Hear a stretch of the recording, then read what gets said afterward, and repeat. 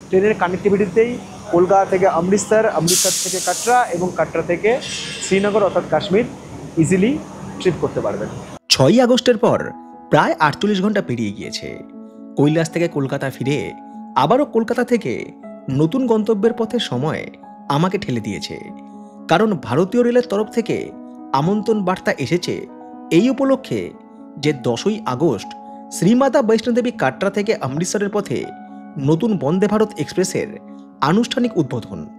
অতএব বাড়ি ফিরে আবারও বেরিয়ে পড়া, কারণ সময় কিংবা সুযোগ চিরকাল স্থির থাকে না। কলকাতা থেকে প্রথমে দিল্লি এবং দিল্লি থেকে কাটরা, এই ছিল আমার প্রথম ধাপের যাত্রাপথ। অতীতে বহু ট্রেন জার্নির ব্লগ আপনাদের সঙ্গে শেয়ার করেছি। আজকের গল্প একটু অন্যরকম, দীর্ঘ বঞ্চনার কোথাও অবনমন, ৭৯তম স্বাধীনতা দিবসে নতুন অভিজ্ঞতার পরিবেশন। বাঙালির বঞ্চনার ইতিহাস এমনিতেই দীর্ঘ, তবু কখনো কখনো বিড়ালের ভাগ্য শিখেই ছেড়ে। সকালবেলায় বাড়ি থেকে বেরিয়েছি, ভাগীরথী এক্সপ্রেস ধরেছি।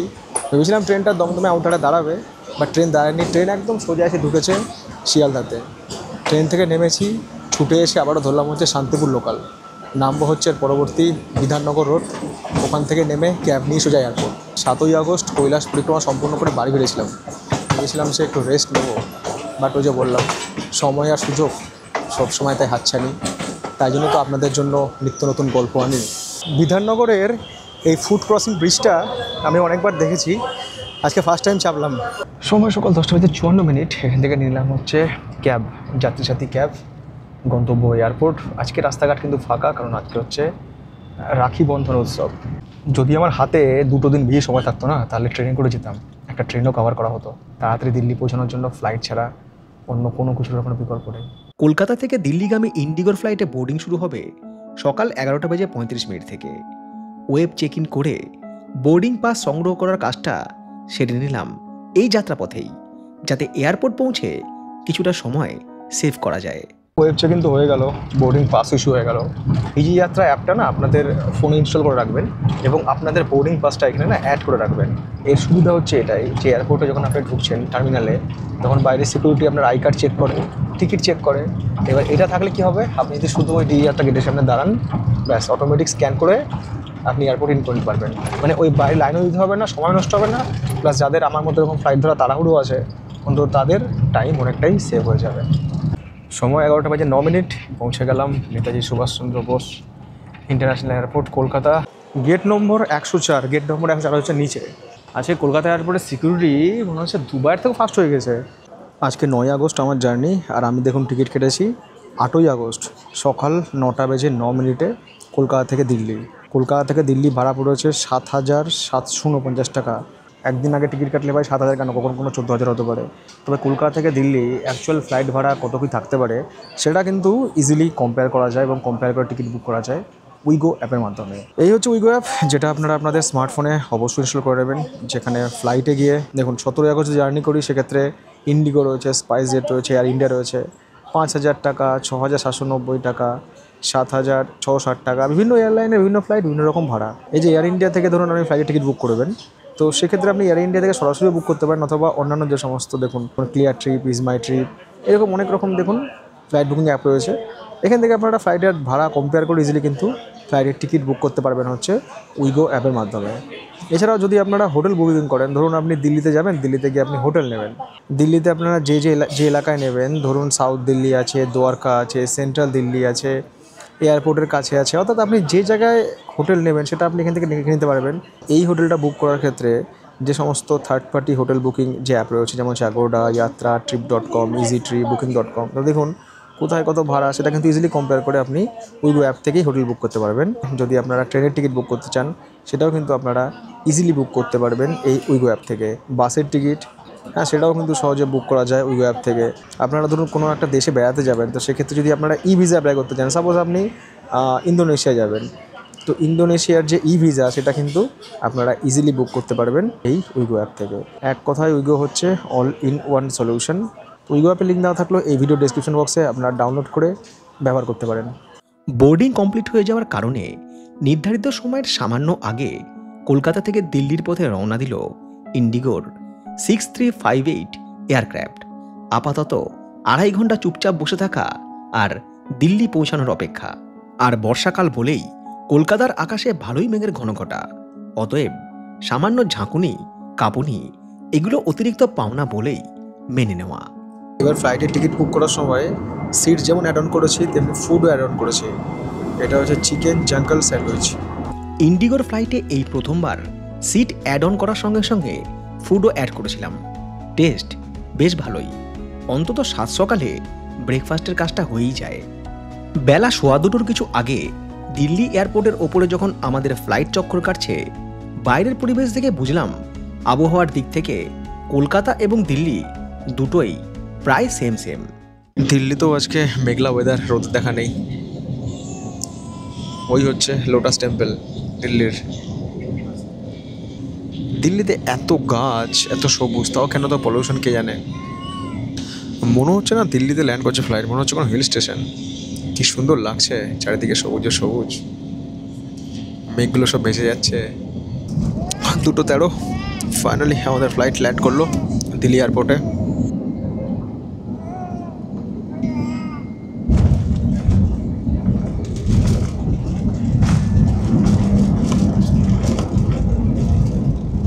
কলকাতা থেকে যে দিল্লি এলাম, দিল্লির এটা হচ্ছে টার্মিনাল 1, বাট দিল্লি থেকে আমার পরবর্তী যে ফ্লাইট রয়েছে সেটা হচ্ছে টার্মিনাল 3।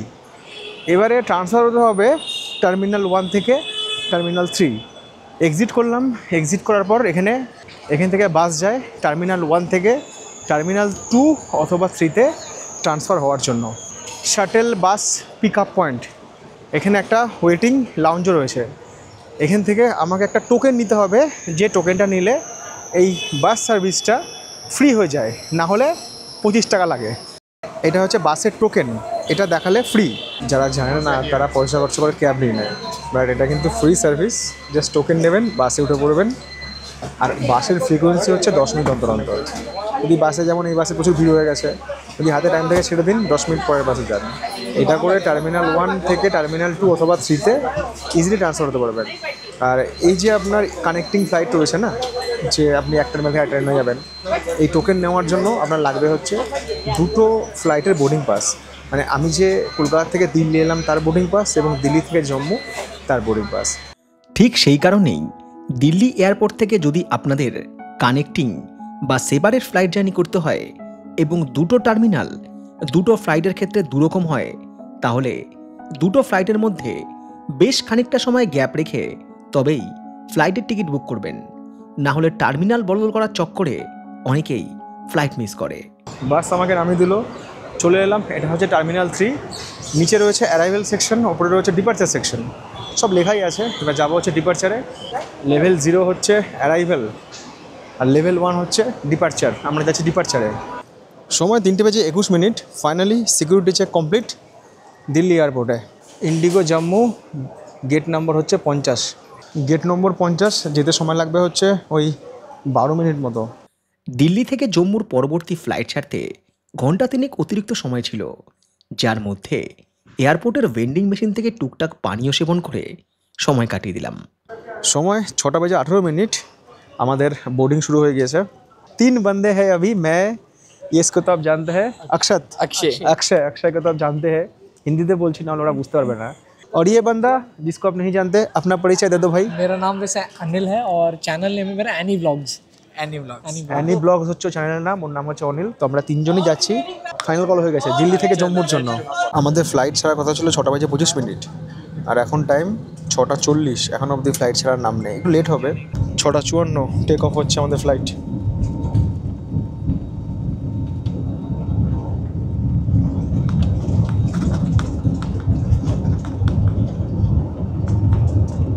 সন্ধ্যের কিছু আগ দিয়ে দিল্লি থেকে জম্মুর পথে টেক অফ করল ইন্ডিগোর ফ্লাইট নাম্বার 5325। দিল্লি থেকে জম্মু 1 ঘন্টা সফর। সময় কেটে গেল অত্যন্ত দ্রুত। সময় সন্ধ্যে 7:25। ট্রেনে ঘুমোচ্ছিলাম।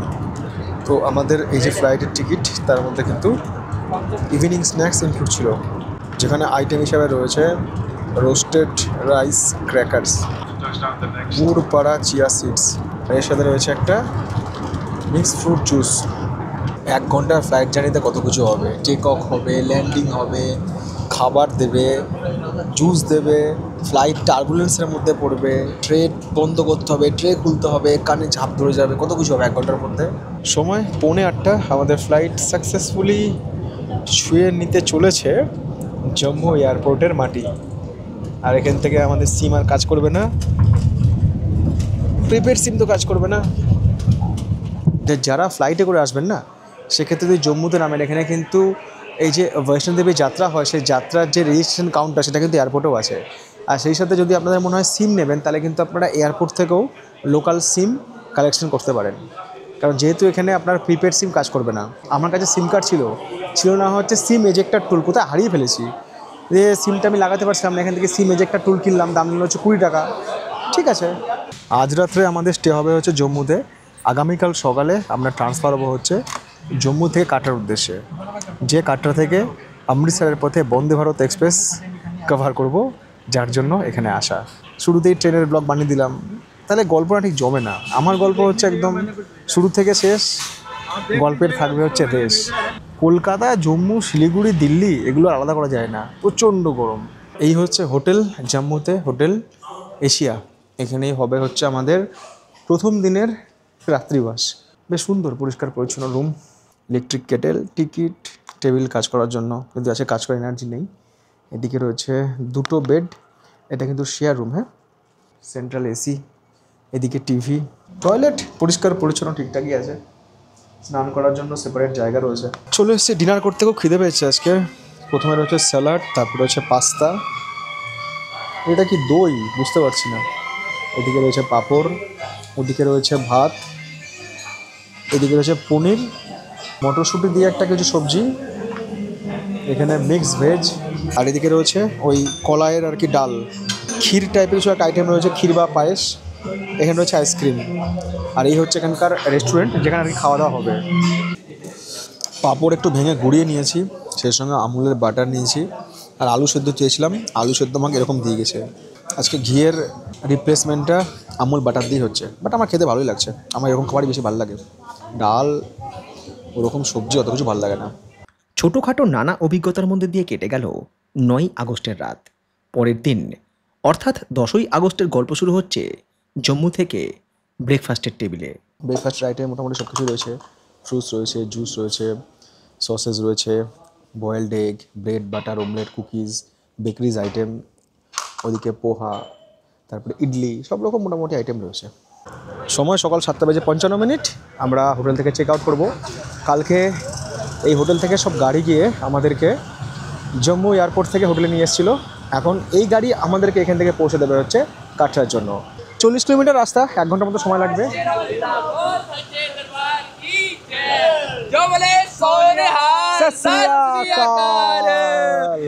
এটা হচ্ছে তাওই নদী, আমরা বলি না জম্মু তাওই, এই হচ্ছে তাওই নদী। এখান থেকে কাটরা রেলওয়ে স্টেশন হচ্ছে 44 কিলোমিটার জম্মু থেকে কাটরা। আপনারা বাসে যেতে পারবেন, প্রাইভেট গাড়িতেও যেতে পারবেন, ট্রেনেও যেতে পারবেন, খুবই ভালো কানেক্টিভিটি। আকাশ সকাল থেকে মেঘলা ছিল, চলার পথে বৃষ্টিও শুরু হলো জোর কদমে। মুহূর্তের মধ্যেই পাল্টে গেল আশেপাশের দৃশ্য। 9:13 আমরা এসে পৌঁছালাম কাটরা শহরে। সেই যে রাস্তা থেকে বৃষ্টি শুরু হয়েছিল, বৃষ্টির কিন্তু কমই নেই, কন্টিনিউ বৃষ্টি হচ্ছে। 10:30 থেকে 11:15টার মধ্যে অনুষ্ঠানটা হবে, এই ট্রেনটা যে স্টার্ট হবে। তার আগে এরকম ওয়েদার খুব একটা নয় সুবিধার। তো দেখা যাক আগে কী হচ্ছে। বৃষ্টি মনে হচ্ছে একটু কমে এসছে, ওয়েদার একটু ক্লিয়ার হচ্ছে। সকাল 9:19 আমরা পৌঁছে গেলাম হচ্ছে শ্রী মাতা বৈষ্ণোদেবী কাটরা স্টেশনে, যেখান থেকে আজকে ইনাগুরেশন হবে নতুন বন্দে ভারত এক্সপ্রেসের, এই শ্রী মাতা বৈষ্ণোদেবী কাটরা থেকে অমৃতসরের মধ্যে। এই ট্রেনটা কিন্তু আমাদের জন্য প্রচুর গুরুত্বপূর্ণ। কেন আপনাদেরকে বলি, আপনারা অনেকে যখন জম্মু কাশ্মীরে আসেন তো আপনারা অমৃতসর দিয়ে শুরু করেন, তো বেটার কলকাতা থেকে আপনারা ট্রেন ধরে চলেন অমৃতসরের স্বর্ণ মন্দির দেখে ওখানে একটা দিন কাটিয়ে পরের দিন বন্দে ভারত ধরে চলে গেলেন হচ্ছে কাটরা, এবং কাটরাতে বৈষ্ণোদেবী দেখে তার একদিন পরে কাটরা থেকে বন্দে ভারত চলে গেলেন হচ্ছে একদম শ্রীনগর। মানে পুরোটাই কিন্তু দেখুন কলকাতা থেকে সরাসরি ট্রেন না থাকলেও ইনডাইরেক্টলি কিন্তু বা ব্রেক জার্নি করে কিন্তু ট্রেন কানেক্টেড। তো এর আগে কিন্তু এই কাটরা থেকে অমৃতসরের পথে একটা ট্রেনই চলতো সপ্তাহে একদিন, আর এখন কিন্তু বোধহয় সপ্তাহে 6 দিন ট্রেনটা চলবে। এখনও ট্রেনের টাইম টেবিল হাতে এসে পৌঁছায়নি, আমি আপনাদেরকে টাইম টেবিল হাতে আসলে সব আপডেট করে দেবো। আমাদের গন্তব্য হচ্ছে প্ল্যাটফর্ম নাম্বার 1। জম্মুতে এসে এত বৃষ্টি মনে প্রথম দেখলাম, বৃষ্টি ছাড়ার তো কোনো নামই নেই, বৃষ্টি আরও বেড়ে গিয়েছে। আর আমাদের যে ট্রেনটা ইনাগুরেশন হবে না, বা যে ট্রেনটার আনুষ্ঠানিক উদ্বোধন হবে, সেটা কিন্তু হবে হচ্ছে প্ল্যাটফর্ম নাম্বার 1 থেকে। এই প্ল্যাটফর্ম নাম্বার 1-এ কিন্তু অন্য কোনো যাত্রীকে প্রবেশ করার কোনো অনুমতি নেই, শুধুমাত্র যারা এই অনুষ্ঠানের সঙ্গে যুক্ত, যাদের কাছে পাস আছে, এবং হচ্ছে রেলের যারা অফিসিয়াল আছেন, এবং হচ্ছে ডিফেন্সের মানুষজন, তাছাড়া কিন্তু বাইরের কোনো লোক এই 1 নম্বর প্ল্যাটফর্মে অ্যালাউ নেই। আশেপাশে শুধু পরিবেশটা দেখুন, কি দুর্দান্ত লাগছে। ওই পাহাড়েই রয়েছে বৈষ্ণোদেবীর মন্দির। এর আগে আমি আপনাদেরকে এখান থেকে বন্দে ভারত এক্সপ্রেসের জার্নি দেখিয়েছিলাম জম্মু এবং হচ্ছে শ্রীনগরের মধ্যে। সেদিন ইনাগুরাল অনুষ্ঠানে হয়তো আমি পৌঁছতে পারিনি বা আমন্ত্রণ পাইনি, আজকে পেয়েছি। আশা করছি আগামী দিনে এরকম বিভিন্ন অনুষ্ঠান আপনাদের সঙ্গে শেয়ার করতে পারবো। 10ই আগস্ট 2025 একই সঙ্গে 3টে রাজ্যে 3টে বন্দে ভারত এক্সপ্রেসের আনুষ্ঠানিক উদ্বোধন। কাটরা থেকে অমৃতসর, বেঙ্গালুরু থেকে বেলাগাভি এবং পুনে থেকে আঞ্জি, নাগপুর বন্দে ভারত। যথারীতি বিভিন্ন অনুষ্ঠানের শেষে ট্রেনগুলিকে সবুজ সংকেত দেওয়া হয়। সেই উপলক্ষে কাটরা স্টেশনের নিরাপত্তা চোখে পড়ার মতো, কারণ পেহেলগাম ঘটনার পর এমনিতেও জম্মু কাশ্মীর রিজিয়নে নিরাপত্তা আরও কঠোর। ঘুরতে ঘুরতে চলে এলাম ট্রেনের ব্যাক সাইডে। সামনে তো প্রচণ্ড ভিড়, চিৎকার চেঁচামেচি, মানে আমি নিজের কথা শুনতে পাচ্ছি না, তো আপনাদেরকে আমার কথা কি শোনাবো। তো এরই মধ্যে আমি কিন্তু এই ট্রেনের আপডেট পেয়ে গেছি, মানে যেটাকে বলা হচ্ছে টাইম টেবিল। অলরেডি রেলের যে অফিসিয়াল ওয়েবসাইট, সেখানেও এটা শো করছে। তাও আমি আপনাদেরকে একবার বলে দিই যে এই নতুন বন্দে ভারত এক্সপ্রেস, যার নাম্বার হচ্ছে 26406, এটা মঙ্গলবার ছাড়া সপ্তাহে বাকি দিন সকাল 6:40 শ্রী মাতা বৈষ্ণোদেবী কাটরা থেকে ছেড়ে বেলা 12:20 অমৃতসর জংশন পৌঁছে তার যাত্রা শেষ করবে। শ্রীমাতা বৈষ্ণোদেবী কাটরা থেকে অমৃতসর জংশন পর্যন্ত আমাদের এই নতুন বন্দে ভারত এক্সপ্রেস অতিক্রম করবে 368 কিলোমিটার ডিস্টেন্স, যে যাত্রাপথে রয়েছে 4টে হল্ট এবং 59টা ইন্টারমিডিয়েট স্টেশন। এবং এই যাত্রাপথ সম্পূর্ণ করতে আমাদের এই নতুন বন্দে ভারত এক্সপ্রেস সময় নেবে হচ্ছে 5 ঘন্টা 40 মিনিট, যে যাত্রাপথে এই ট্রেনের অ্যাভারেজ স্পিড থাকবে 65 কিলোমিটার পার আওয়ার। ফিরতি পথে এই ট্রেন আবার অমৃতসর জংশন থেকে ছাড়বে বিকেল 4:25 এবং শ্রীমাতা বৈষ্ণোদেবী কাটরা এসে পৌঁছাবে রাত 10টার সময়। আপনারা কলকাতা থেকে ট্রেন ধরে অমৃতসর এসে পৌঁছালেন, অমৃতসরের স্বর্ণ মন্দির দেখলেন, তারপর সেই দিন বিকালবেলায় এই ট্রেন ধরে আপনারা রাত 10টার সময় পৌঁছে গেলেন হচ্ছে শ্রীমাতা বৈষ্ণোদেবী কাটরা। এখানে হোটেল নিলেন। পরের দিন খুব ভোরবেলায় আপনারা আবারও যাত্রা শুরু করলেন বৈষ্ণোদেবীর দর্শনের পথে, এবং বৈষ্ণোদেবীর দর্শন করে এসে আপনারা সেই দিনটা হোটেলে রেস্ট নিয়ে পরের দিন সকালবেলায় এই শ্রীমাতা বৈষ্ণোদেবী কাটরা থেকে বন্দে ভারত এক্সপ্রেস ধরে চলে যাবেন হচ্ছে শ্রীনগর।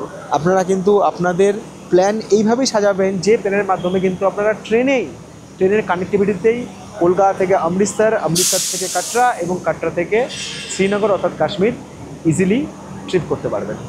আর শ্রেণীকরণের দিক থেকে এই বন্দে ভারত এক্সপ্রেসে রয়েছে 7টা চেয়ার কার C1 থেকে C7 এবং একটা হচ্ছে এক্সিকিউটিভ কার।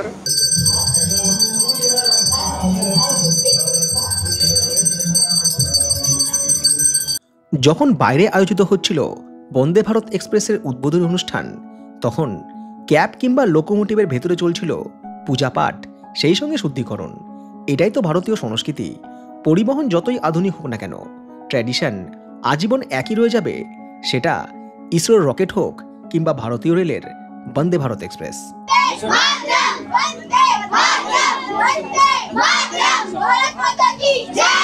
ছোট ছোট স্কুল পড়ুয়াদের হাতে জাতীয় পতাকা দেখে ফিল হচ্ছিল আজ যেন 15ই আগস্ট। সেই মুহূর্তে ঠিক করেছিলাম, যদিও এই ভিডিও শ্যুট করার ডেট 10 আগস্ট 2025, তবে এই ভিডিও পাবলিশ করব 15ই আগস্ট 2025। আর একই দিনে শিয়ালদা থেকে রানাঘাটের পথে আনুষ্ঠানিকভাবে চলাচল শুরু করেছিল পূর্ব রেলের প্রথম এসি লোকাল। একদিকে নর্দার্ন, অন্যদিকে ইস্টার্ন, এইভাবেই এগিয়ে যাক দেশ, যা পরিবহনের আপগ্রেডেশন। কাটরা থেকে অমৃতসরের পথে এই বন্দে ভারত এক্সপ্রেসে আমাদের জন্য কোচও নির্ধারিত ছিল, যার নম্বর ছিল E1।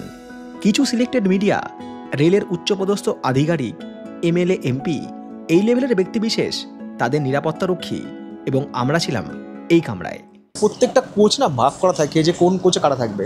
যেমন যারা স্কুল স্টুডেন্ট তারা থাকবে হচ্ছে প্রথম কোচে, দ্বিতীয় কোচে হয়তো রেলের যারা অফিসিয়াল তারা থাকলো, তৃতীয় কোচে যারা মিডিয়া বা চ্যানেল বিভিন্ন জায়গা থেকে তারা থাকলো, চতুর্থ কোচে হয়তো অন্যান্য থাকলে এইভাবে কিন্তু সমস্ত কোচগুলো সব ভাগ করে দেওয়া হয়। 1 থেকে 12 নম্বর যে সিট, সেই সিটটা হচ্ছে যারা এমএলএ বা রেলের খুব উচ্চপদস্থ আধিকারিক বা কোনো রাজনৈতিক ব্যক্তিত্ব এইরকম যারা রয়েছেন তাদের জন্য 1 থেকে 12 হচ্ছে ছেড়ে দেওয়া হয়েছে। তো ওই জায়গাটায় আর কি প্রচুর মিডিয়া বা মিডিয়া পার্সনদের ভিড়।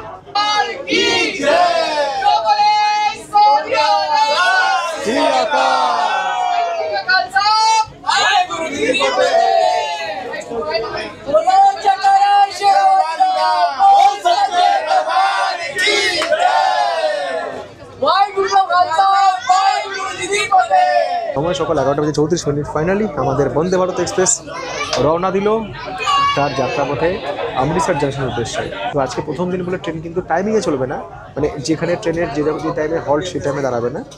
কাল থেকে যখন এই ট্রেন অফিসিয়ালি যাত্রী নিয়ে চলাচল করবে তখন কিন্তু এই ট্রেন তার যে স্টেশন সেখানে টাইমে পৌঁছাবে এবং টাইমে ছাড়বে। কাটরা থেকে জম্মু তাওয়াই পর্যন্ত 78 কিলোমিটার রেলপথ সিঙ্গেল লাইন, যেখানে ট্রেনের অ্যাভারেজ স্পিড 56 কিলোমিটার প্রতি ঘন্টা। রেলপথের দুধারের প্রাকৃতিক সৌন্দর্য অসাধারণ। যদিও ট্রেনের দরজা কিংবা জানলা খোলা না থাকলে সেই রিয়েল ফিলটা অন্তত আমার আসে না। সেই হাওয়া, ট্র্যাকের সাউন্ড, ট্রেনের কার্ভ, নিচ দিয়ে বয়ে যাওয়া নদী, রেল ব্রিজ, এগুলো অনুভব করার জন্য দরজা কিংবা জানলা খুলে রাখাটা অত্যন্ত জরুরি। আর আমাদের দেওয়া হয়েছে এই ট্রেনে স্ন্যাক্স আইটেম। দেখবো কি আছে এর মধ্যে, কারণ আমার খিদে পেয়েছে। মেলা কিছু রয়েছে, dry fruit mix, Himalayan popcorn, এটা মনে হয় ওই নিমকি, ভ্যানিলা মাফিন, কচুরি, একটা fruit juice, mix fruit juice. এখানে আমাদের যে খাবার দাবার দিয়েছে না, এটা কিন্তু রোজ থাকবে না। এটা আজকে ইনাগুরাল জার্নি বলেই দিয়েছে সব কিছু। অন্যান্য দিন যেরকম বন্দে ভারতের যে ব্রেকফাস্ট সেট করা রয়েছে মেনুতে, সেটাই থাকবে। থ্যাংক ইউ জি। যারা স্কুল স্টুডেন্ট আছে তারা সবাইকে একটা করে রকম বাক্স দিচ্ছে। এই বাক্সে কি রয়েছে সেটা খুলে দেখার আগেই ট্রেন পৌঁছে গেল উধমপুর স্টেশন। যদিও উধমপুরে এই ট্রেনে স্টপ নেই, তবে ট্রেন দাঁড়ালো, দরজাও খুলে গেল, আর এখানেই একটা কাণ্ড হলো। ট্রেন এখানে দাঁড়িয়েছে, দরজাও খুলেছে এবং সবাই নেমেছে। এই ট্রেনকে আমাদের সংবর্ধনা দেওয়া হচ্ছে। যে কারণে উধমপুর স্টেশনে উত্তেজনা, কারণ এই স্টেশন থেকেই ট্রেনে উঠবেন কেন্দ্রীয় মন্ত্রী জিতেন্দ্র সিং। উনি উধমপুর থেকে নির্বাচিত। আমার যদিও এইসব ব্যাপারে বিশেষ ধারণা নেই, তবে ওনার অনুগামীদের হই হই আর দৌড়াদৌড়ি দেখে যা বুঝলাম, উনি ট্রেনে ওঠার আগেই ট্রেনের দরজা বন্ধ হয়ে গিয়েছে এবং ট্রেন ছেড়েও দিয়েছে। মন্ত্রী জি রয়ে গেছে ট্রেন ছোড় দিয়ে। मंदिर का छोड़ रहे तो मैं रोकी ट्रेन भाई। ভাবা যায় মন্ত্রী বাইরে রয়েছে, এদিকে ট্রেন ছেড়ে দিয়েছে, আবার ট্রেনকে দাঁড় করানো হয়েছে। যারা রয়েছে সবাই আর কি মন্ত্রীজিকে সংবর্ধনা দিচ্ছে। এদিকে ট্রেন আমাদের ছেড়ে দিয়েছে, তারপরে আবার ট্রেনকে দাঁড় করানো হলো, মন্ত্রীজি ট্রেনে উঠলো, তারপরে আবারও ট্রেন ছাড়লো। খুব সুন্দর একটা মুহূর্ত। ইনাগুরাল রানে না এই জিনিসগুলো দেখা যায়, বেশ ভালো লাগে। অন্যান্য দিন হয়তো দেখা যায় না এসব। নেতা নেত্রী কিংবা মন্ত্রী যে রাজনৈতিক দলেরই হোক না কেন, এই জাতীয় পতাকা হাতে নিয়ে ট্রেনকে সংবর্ধনা দেওয়ার ব্যাপারটা আমাকে সত্যি ইমপ্রেস করেছিল। উধমপুর থেকে জম্মু তাওয়াই রেলপথে আরও 52 কিলোমিটার, মাঝে রয়েছে 4টে ইন্টারমিডিয়েট স্টেশন। রেলপথের পাশাপাশি চলেছে তাওয়াই নদী, এছাড়াও ছোট বড় পাহাড়, সবুজ বনভূমি, সব মিলিয়ে যাকে বলে চিত্তাকর্ষক।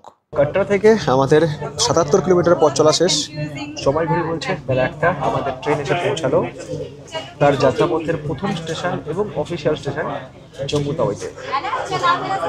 যে মিনিস্টার আমাদের ট্রেনে ছিলেন এতক্ষণ ধরে, জিতেন্দ্র সিং, উনি হয়তো এখানে নেমে যাবেন এবং সেই সাথে অনেক প্রেস মিডিয়া বা সাংবাদিক বা স্কুল স্টুডেন্ট তারাও কিন্তু নেমে যাবে।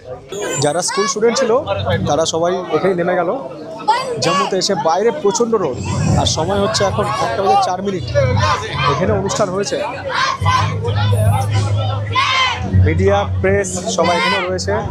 কাটরা স্টেশনের মতো জম্মু তাওয়াই স্টেশনেও এই ট্রেনকে সবুজ সংকেত দেখানোর মধ্যে দিয়ে বিভিন্ন অনুষ্ঠানের আয়োজন করা হয়েছিল এবং পরবর্তী সব স্টেশনে যেখানে এই ট্রেনের অফিসিয়াল স্টপ রয়েছে। ইনাগুরাল জার্নির দিন ট্রেন ব্লক খুব ভালোভাবে কভার করা যায় না ঠিকই, কিন্তু ওই ছোট ছোট ছেলে মেয়েগুলোর মুখে বন্দে মাতরম আর ভারত মাতা কি জয় শুনে একটু অন্যরকম অনুভূতি হচ্ছিল। একটা ট্রেন কত সম্পর্ক জুড়ে দেয় এক লহমায়।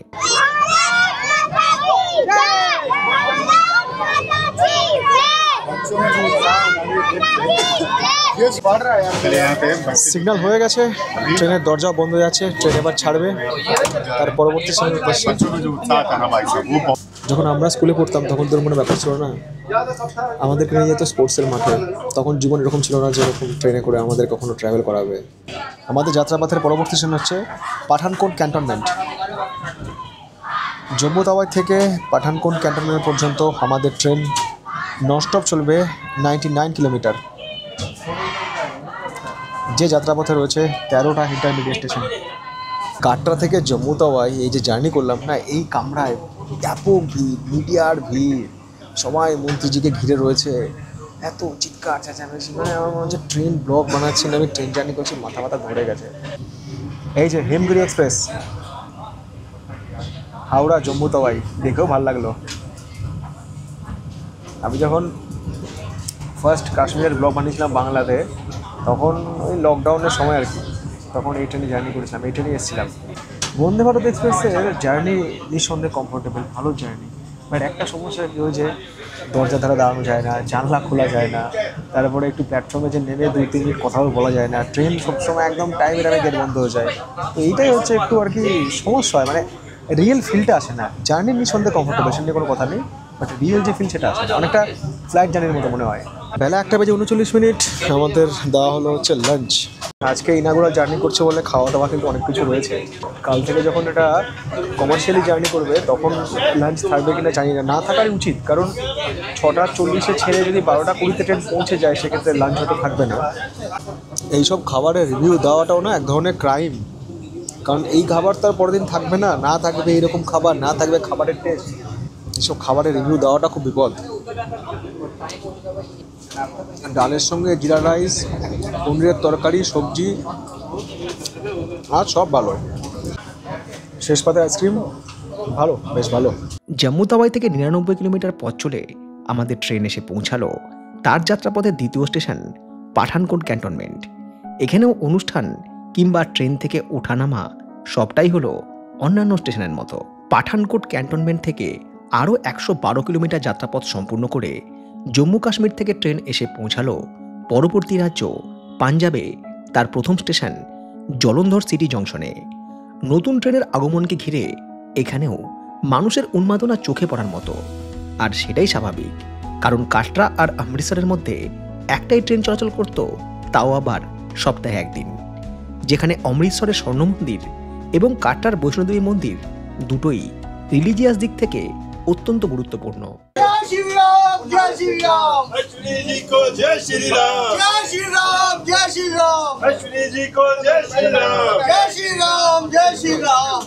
জলন্ধর সিটি জংশন থেকে পাঞ্জাব প্রদেশের এক বা একাধিক রাজনৈতিক ব্যক্তিত্ব এবারে সফরসঙ্গী।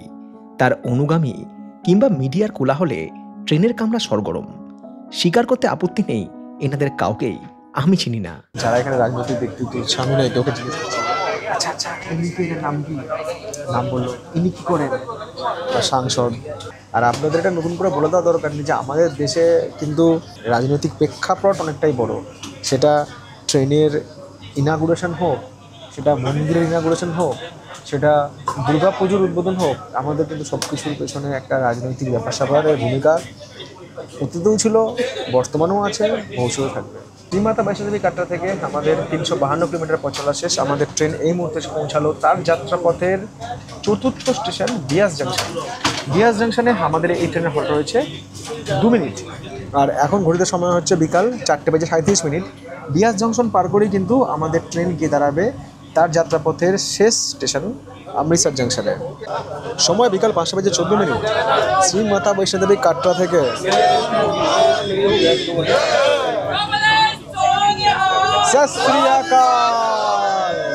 শ্রীমাতা বৈষ্ণোদেবী কাটরা থেকে 368 কিলোমিটার পথ চলা সম্পূর্ণ করে আমাদের ট্রেন ফাইনালি এসে পৌঁছালো তার যাত্রাপথের শেষ স্টেশন অমৃতসর জাংশনে। এই ট্রেন আজকে আবার এখান থেকে ফিরে যাবে এবং আগামীকাল অর্থাৎ সোমবার 11ই আগস্ট থেকে এই ট্রেনের আনুষ্ঠানিক পথ চলা শুরু হবে। মানে একজন রাজনৈতিক ব্যক্তিত্ব হয়তো রয়েছে, তার সঙ্গে তার সব আর কি ডানে বাঁয়ে সামনে পেছনে ওপরে নিচে যত মানুষজন আর কি থাকে, যত ক্লোজ লোকজন থাকে তারা সবাই এসে উঠেছে, সবাই। এখানে কামরাটায় এত ভিড় ছিল যে উঠে যে একটু ঘুরবো তার উপায় নাই।